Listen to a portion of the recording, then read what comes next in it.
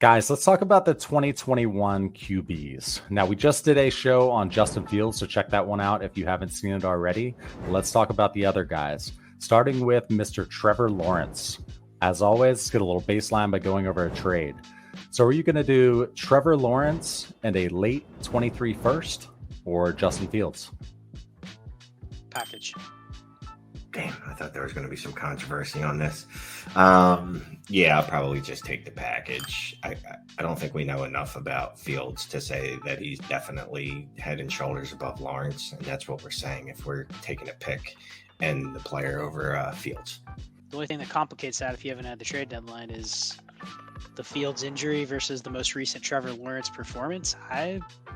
I would take that deal simply because I think the market would probably reject that deal. I think a lot of people with Lawrence they're probably not looking to add a first to go get Justin Fields when he may not play the rest of the season. So, but yeah, maybe not. But they could also be looking like, all right, well, this is a good time to buy low on Justin Fields because he's injured. So that's why I'm going to give a first for Lawrence. And I'm really buying low because Justin Fields is the next Jalen Hurts / Lamar Jackson. That's the thought process. Send it out. If you have Fields, send it out. There's nothing that can hurt you by trying. Right. If you had to put money on it, only had one choice, which one of these two guys do you think would be an elite quarterback that could be the one that breaks into that elite tier? Trevor Lawrence. Yeah, and I think I'll just add this. If you actually look at NFL efficiency this year, only one of these guys is anywhere close to the top 10. And it's not Justin Fields.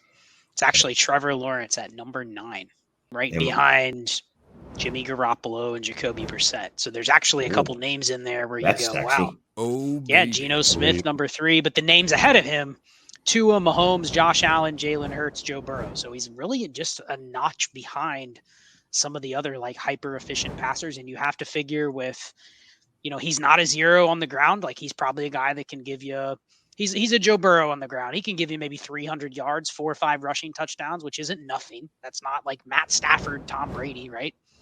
And you got to figure they're going to continue to work getting him a little better weapons. You like Doug Peterson. You like the offense. Like you can see where he hasn't even peaked in terms of his situation either. And he's still already like at 20 points per game, which is below Fields, but it's not, he's a QB1 right now. So I think he's got everything you have where you could say, he has a chance to be in that QB7, QB6 range in terms of scoring in his peak. So I'm okay buying that. If you're enjoying this content, if you wouldn't mind looking down and hitting that little thumbs up button, giving us a like, we'd appreciate that. Easiest way to help out our channel. If you're not subscribed and you're still here, fix your life, hit that subscribe. Let's move on. 1 QB, are you going Trevor Lawrence or a mid 23 first? I'm going Lawrence. Yeah, I mean, he's on the low end of the positional advantage. That's the only bet that you're making is if he jumps into that mid tier, are you really getting anything better than just kind of keeping up with the Joneses? I think I'd actually rather overpay for Fields in that type of format than pay for Lawrence. So can I add a second, 2 seconds to get Fields instead of Lawrence? And that's where I would take the bet on, man, I need these massive weeks, better than what QB6, QB7 is giving me. So I'd probably go for Fields there. And the super flex, I'm totally fine going to Lawrence. You're going to need to delete my response anyway, because I thought we were talking about super flex. What was the question?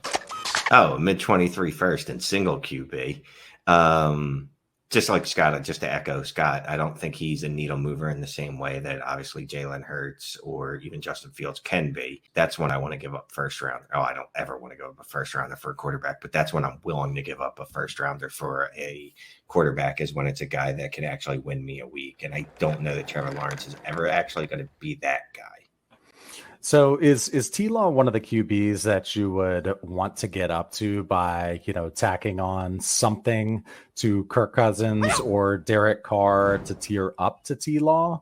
Or is he more so the guy, if he's your QB3, you'd be open to tearing down to a Derek Carr or Kirk Cousins plus? Tier down. Because I think you try to go with your Derek Carr and say, hey, what does it take to get T-Law? It's like, well, what's the price of T-Law?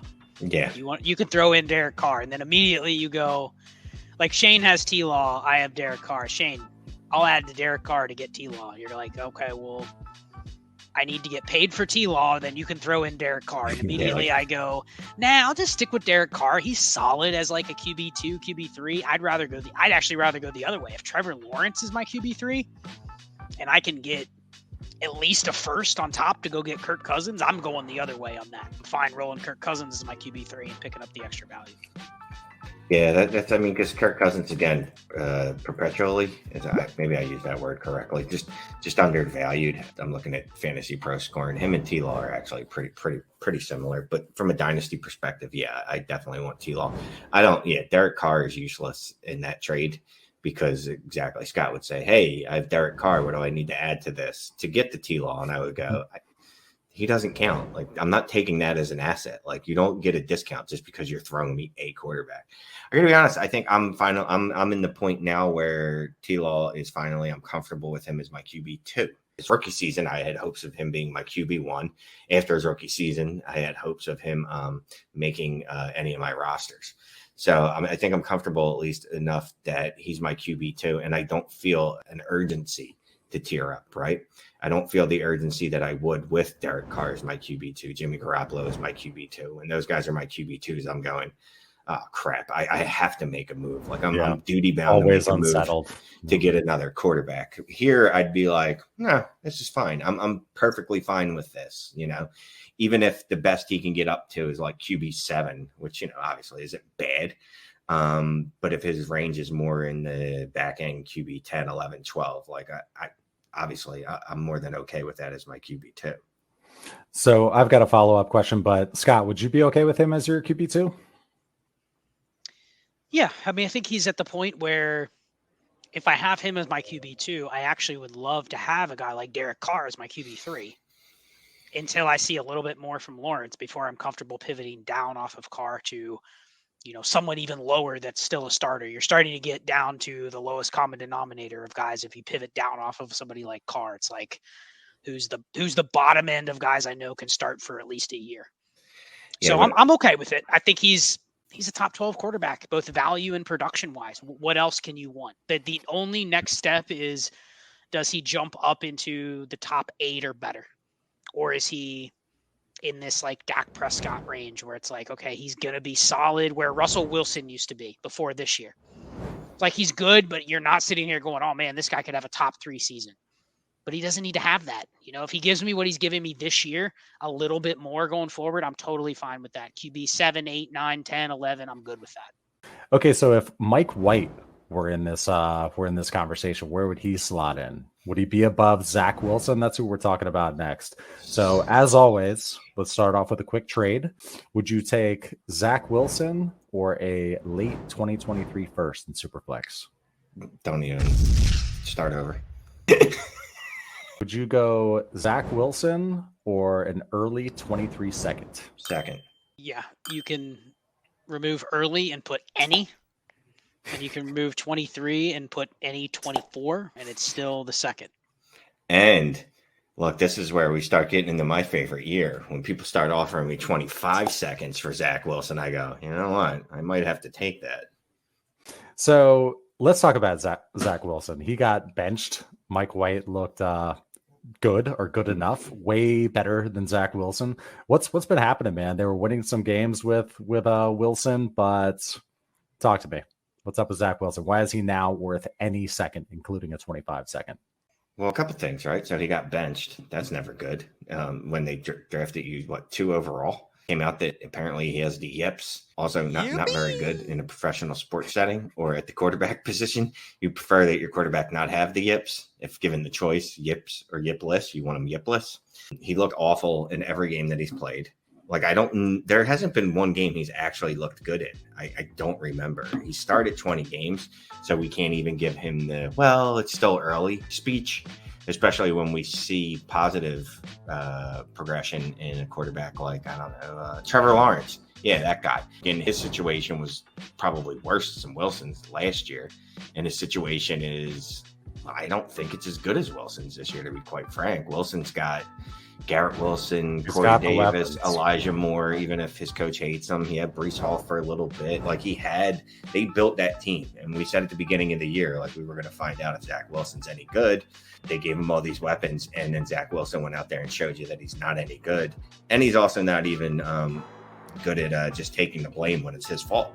So Scott's probably got real stats, but it's probably been like historic levels bad. Yeah, I got some real stats. So I went back before the beginning of last year. So this is going to include all the rookie quarterbacks, except for Trey Lance, because he hasn't played enough snaps. But I filtered by quarterbacks that have played at least 500 plays under center. You can look at this site. It's rbsdm.com, but it's basically where you can find quarterback efficiency.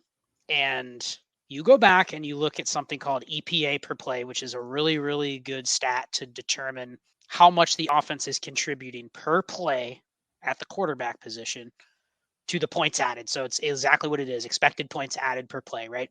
Yep.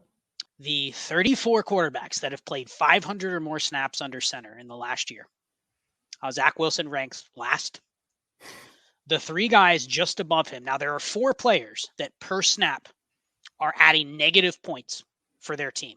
So literally every time they take a snap, they're adding like fractions of points. It's Zach Wilson's actually adding negative 0.12 points for every play that he plays under center. That's very bad if you do that math, right? It's a whole offense statistic, but the quarterback, they use it as the most sticky for quarterbacks because guess what? The quarterback is out there every single play, right? So Zach Wilson is literally the worst in the league. The 3 guys that are also negative, but still not as bad as Zach Wilson. Baker Mayfield, he's bad, right? Yep. Sam Darnold, he's bad, right? Yep. And Davis Mills, he's very bad. And Zach Wilson's worse. Even guys like Carson Wentz, Ben Roethlisberger, Andy Dalton, Jared Goff, Matt Ryan, Taylor Heineke are at least in the positive. So you're talking about from an NFL perspective, and I know this isn't Dynasty, but there's nothing he's done to say he even deserves a second chance. He has draft capital. That's it. That's it. Like he's basically where Carson Wentz was when he already got F4'd out of Philadelphia and then went to the Colts and got kicked out of there. He's already there, but it's his second year and he's worse. That's to the point where, and now you have the off the field stuff where they say his mechanics are messed up. His attitude's bad.